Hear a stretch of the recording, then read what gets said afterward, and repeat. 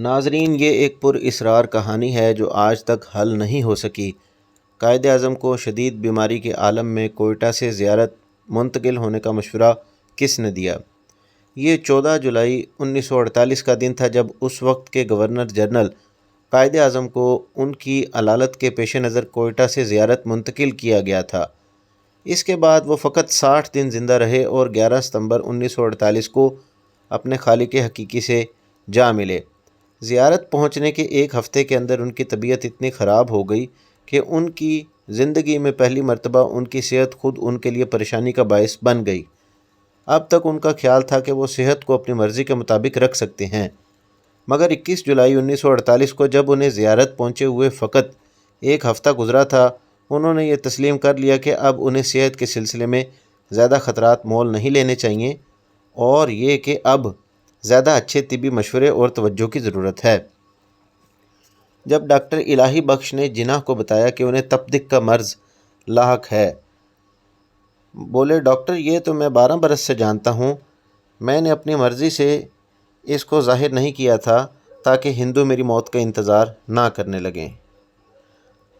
April 1947 میں Mount beaten, Jawahar Lal Nehru, Mahatma Gandhi میں اگر کسی کو بھی اس غیر معمولی راز کا علم ہو جاتا تو ممبئی کے مشہور طبیب ڈاکٹر JAL پٹیل کے دفتر کی تجوری میں انتہائی حفاظت سے رکھا ہوا میرا جو علاج کا فائل تھا شاید ہندوستان میں وائرل ہو جاتا۔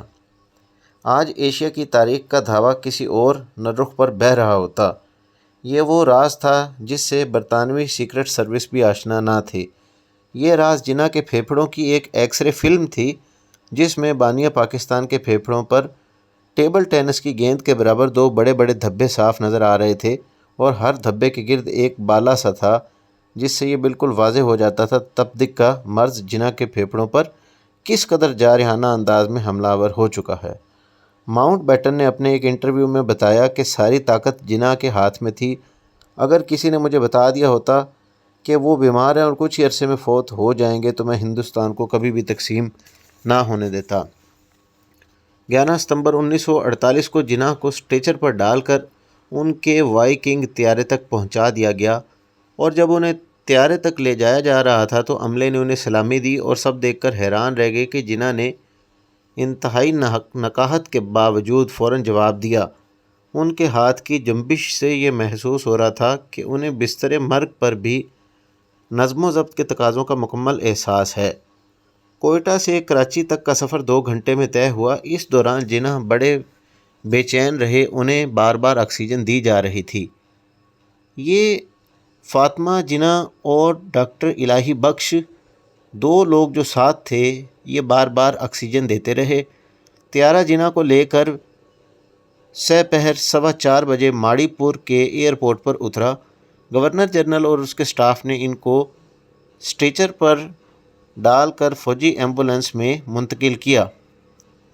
جناح کی ایمبولینس نے ابھی فقط 4 میل کا فاصلہ طے کیا ہوگا کہ اس کا انجن پیٹرول ختم ہونے کے باعث ایک جھٹکے سے بند ہو گیا۔ اسی کے ساتھ ساتھ ایمبولینس کے پیچھے آنے والی کاریں، بسیں، سامان بردار ٹرک اور گاڑیاں بھی رک گئیں۔ قائد کی حالت اس قابل نہیں تھی کہ راستے میں بلا وجہ ایک لمحہ بھی ضائع کرتے۔ ڈرائیور 20 منٹ تک انجن کو ٹھیک کرنے کی جدوجہد کرتا رہا مگر ایمبولینس ٹھیک نہ ہو سکی۔ ایمبولینس میں شدید حبس تھا جس کی بدولت قائد کو سانس لینا بھی دشوار ہو رہا تھا۔ بے چینی کی وجہ سے سینکڑوں مکھیاں قائد کے چہرے پر منڈلا رہی تھیں اور قائد میں اس کو اڑانے کی بھی سکت نہ تھی۔ فاطمہ جناح باری باری انہیں ایک گتے کے ٹکڑے سے پنکھا جلتی رہیں اور ہر لمحہ بڑی اذیت سے گزر رہا تھا۔ اس موقع پر امر انتہا تعجب خیز ہے کہ دارالحکومت نے کسی میں جاننے کی یہ کوشش نہ کی کہ جناح 4:15 بجے ایئرپورٹ پر اترنے کے باوجود ابھی تک گورنر ہاؤس کیوں نہیں پہنچے، ان کا قافلہ کہاں ہے، ان کی طبیعت کیسی ہے۔ خدا خدا کر کے کرنل نولز اور ایک مستری دوسری ایمبولینس لے آئے اور جناح کو اسٹریچر پر ڈال دیا گیا، دوسری ایمبولینس میں منتقل کیا اور یوں شام 6:10 پر گورنر ہاؤس پہنچے۔ ایئرپورٹ سے رہائش گاہ کا سفر 9 میل کا تھا جو زیادہ سے زیادہ 15-20 منٹ میں طے ہو جانا چاہیے تھا۔ مگر تقریباً 2 گھنٹے میں طے ہوا، یعنی 2 گھنٹے کوئٹہ سے کراچی اور 2 گھنٹے ایئرپورٹ سے گورنر جنرل ہاؤس تک پہنچنے میں لگے۔